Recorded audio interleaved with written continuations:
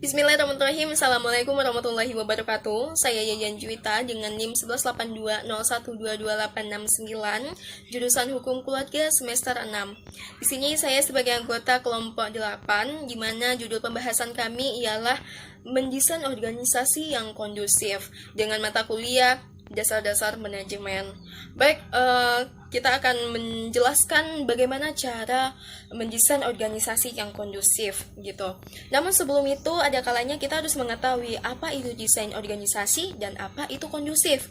Nah, desain organisasi sendiri atau organizational design ini merupakan proses memilih dan mengimplementasikan struktur yang terbaik untuk mengelola sumber-sumber untuk mencapai tujuan.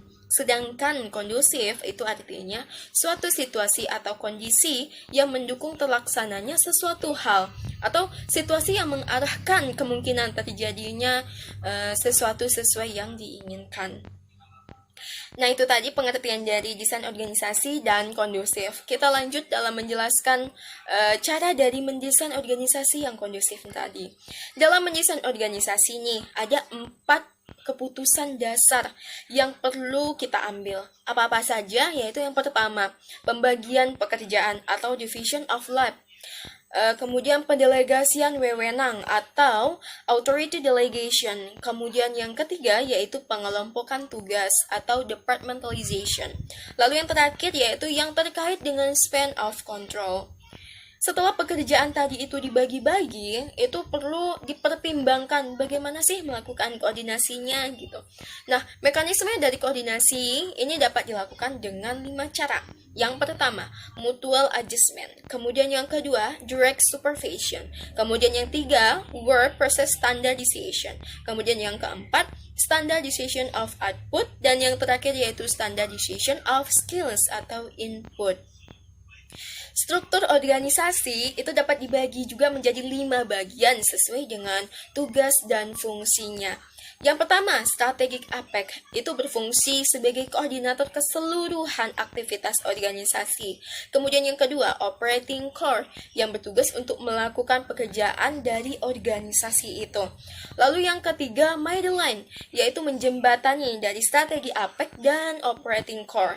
Lalu yang keempat, teknostruktur yang berfungsi itu sebagai analis dan penyusun standar. Kemudian yang terakhir yaitu super staff itu berfungsi sebagai pendukung dari kehidupan organisasi.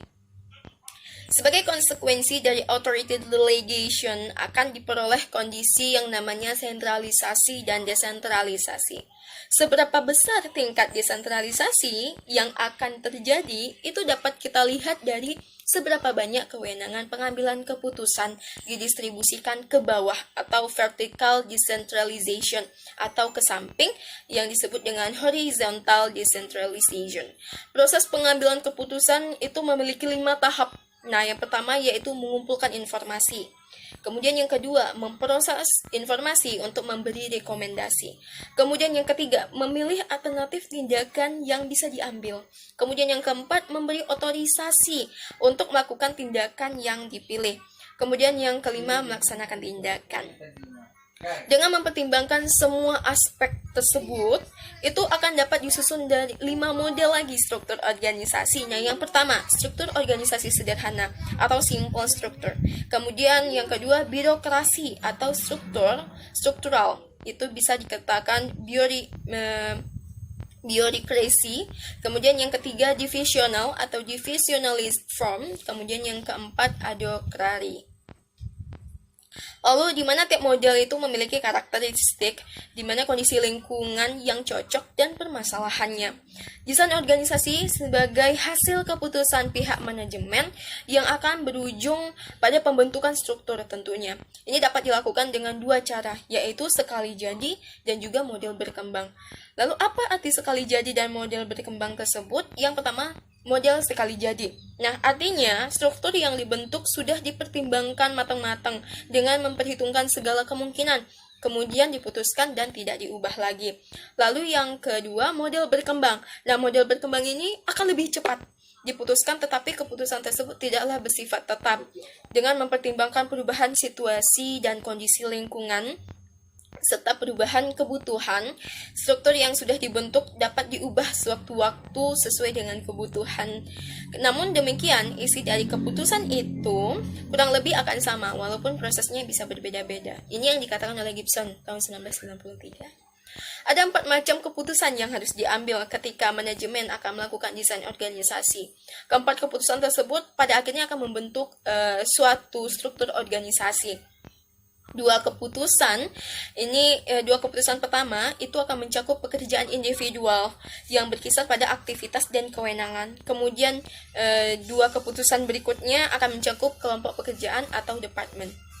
Yang pertama, manajemen perlu memutuskan bagaimana membagi pekerjaan yang kompleks menjadi pekerjaan-pekerjaan yang lebih simpel atau lebih kecil.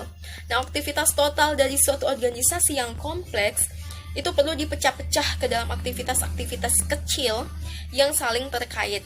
Hasil dari keputusan ini akan berupa pekerjaan dan tanggung jawab yang khusus atau sering disebut dengan spesialisasi. Dari sekian banyaknya karakteristik pekerjaan, salah satu yang penting ialah tingkat spesialisasinya. Dalam istilah populer, hal ini disebut sebagai division of labor. Kedua, itu yang perlu dilakukan adalah membagi kewenangan. Nah, dalam membagi kewenangan ini yaitu dalam jabatan-jabatan yang telah dibentuk. Namun kewenangan yang dapat diartikan di sini itu sebagai hak untuk mengambil keputusan tanpa menunggu petunjuk dari atasan dan untuk memerintah pihak lain yang sudah ditentukan. Hak untuk mengambil keputusan dimiliki oleh semua jabatan, sedangkan hak untuk memerintah pihak lain hanya dimiliki oleh posisi manajer atau supervisor. Istilah yang sering dipakai di sini itu dikatakan dengan authority delegation. Keputusan berikutnya yang harus diambil adalah cara mengelompokkan pekerjaan-pekerjaan tersebut. Hal ini merupakan sejenis klasifikasi pekerjaan yang dapat menghasilkan kelompok pekerjaan yang homogen atau sebaliknya, bisa juga memunculkan kelompok pekerjaan yang heterogen. Dalam disiplin ilmu organisasi, aktivitas ini disebut dengan departmentalization. Akhirnya hal yang keempat nih yang dijadikan pertimbangan dalam membentuk struktur organisasi adalah besarnya satu kelompok kerja yang diinginkan atau banyaknya anggota proporsional untuk dikelola oleh seorang supervisor. Ukuran ini disebut span of control yang perlu ditentukan apakah akan banyak atau sedikit tergantung kebutuhan dan kondisi yang ada.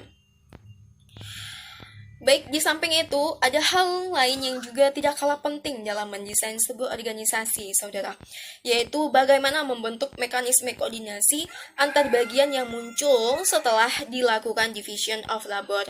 Mekanisme koordinasi ini menurut Mintzberg, itu pada tahun 1993, ada 5 macam. Yang pertama, mutual adjustment. Kemudian yang kedua, direct supervision. Yang ketiga, standardization of process.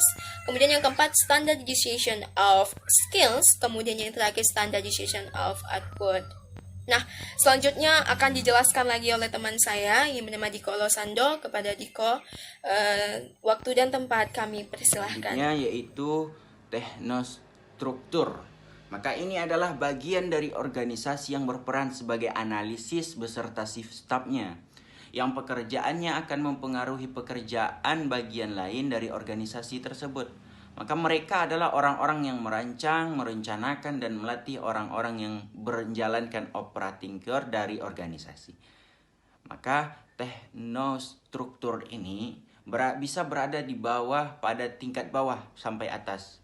Pada tingkat bawah mereka melakukan standarisasi proses kerja, sedangkan pada tingkat menengah mereka melakukan standarisasi keterampilan terhadap middle lane manager. Terakhir pada tingkat atas mereka bisa berperan sebagai desainer dari sistem atau proses perencanaan strategis.